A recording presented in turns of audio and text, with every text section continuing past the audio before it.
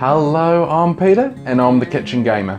Today we'll be making an apricot slice. So let's jump right into it. In a large bowl, add 1 pack of crushed or blended wine biscuits, 1 cup of diced apricots, half a cup of sultanas, cranberries and desiccated coconut, 197 grams of coconut milk and 197 grams of condensed milk. Also, do not forget 125 grams of melted butter.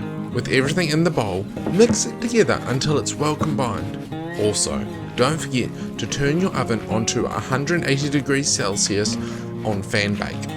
Now empty the bowl into the slice tin and press into all the corners. Once done, put it into the oven for around 15 minutes or until golden brown on top. Once done, take it out of the oven and leave it for 5 minutes. Then put it on a wire rack to cool completely. With it cold, grab a sharp knife and cut it into squares. Then grab some melted chocolate and drizzle it over the top and let it sit until the chocolate is hard.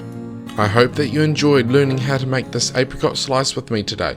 So, do not forget to subscribe if you're not already, like and comment your thoughts on this recipe below. So, until next time, enjoy the kitchen.